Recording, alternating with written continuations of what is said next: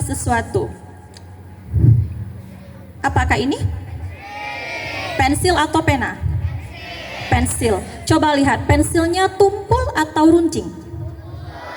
Tumpul.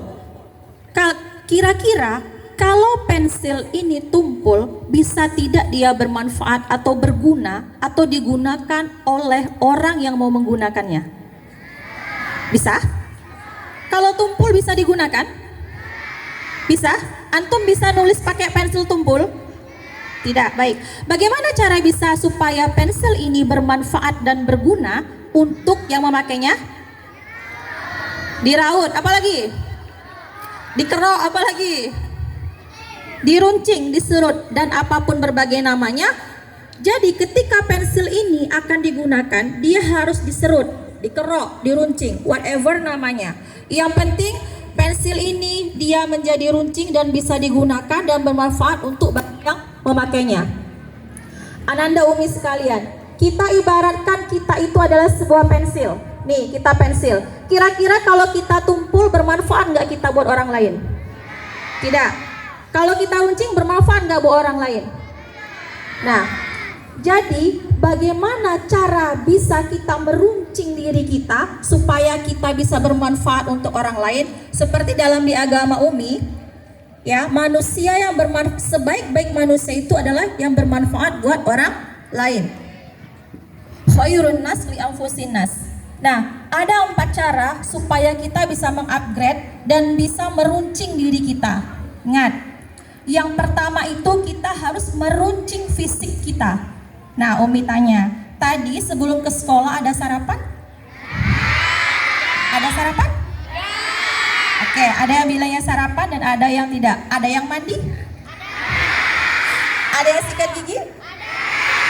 Oke. Nah, yang pertama kita harus meruncing fisik kita. Bagaimana cara meruncing fisik kita?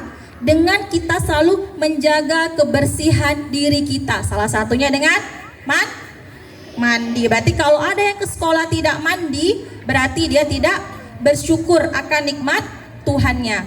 Kemudian apalagi Mi? Kita harus melatihkan olah fisik. Apa Mi? Olahraga. Nah, anak Umi biasanya suka olahraga nih. Olahraga apa?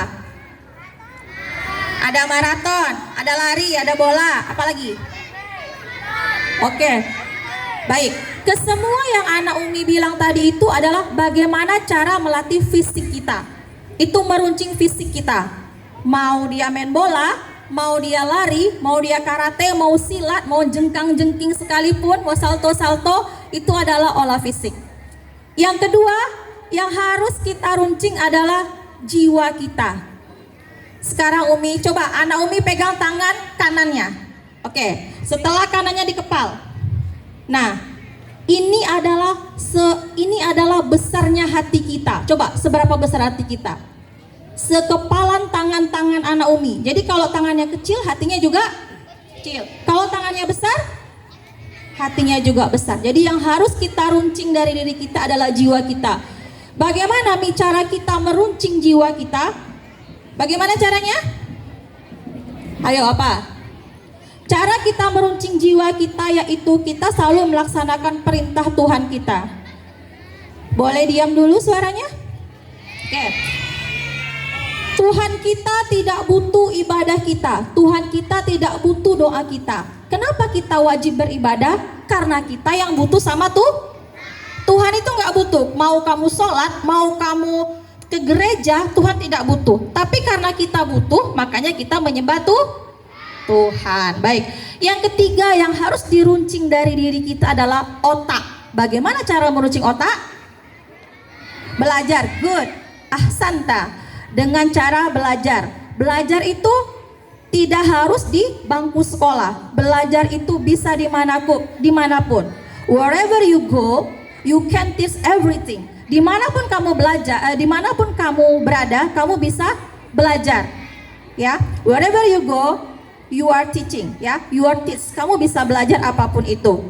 Nah, bagaimana cara kita mengasah otak kita tadi? Dengan selalu berpikiran positif.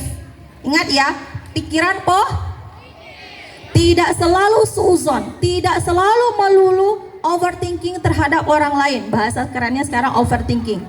Karena kalau kita tidak melatih otak kita untuk selalu berpikir positif, maka yang keluar dari dalam diri kita adalah hal-hal yang negatif. Ketika si A begini, oh itu begitu tuh, oh begini tuh, begini tuh, begini. Jadi latihlah diri kita untuk selalu berpikir positif. Otak kita digunakan untuk hal-hal yang baik supaya bermanfaat. Yang keempat yang harus diruncing dari diri kita yaitu adalah mental. Pernah dengar kata-kata mental health? Pernah? Yang suka TikTok ini biasanya tahu dia mental health. Apa itu tentang mental? Nah, akhir-akhir ini banyak sekali Umi dengar di sekolah kita terjadi perundungan atau bullying, ya. Siapapun pelakunya, siapapun korbannya, ya, Umi harap segera melaporkan ketika jadi korban bullying. Nah, bagaimana cara melatih mental kita supaya kuat? Ketika ada orang yang sudah membuli kita dengan kata-kata atau verbal, anak Umi yang pertama lakukan sekali, kalau orang muslim dia pasti akan mengucapkan istighfar.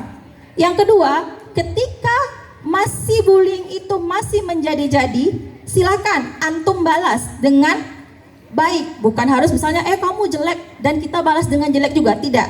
Tapi tunjukkanlah bahwa kita itu orang yang beradab dan beretika. Ketika orang menjelekkan kita tidak usah menjelekkan dia.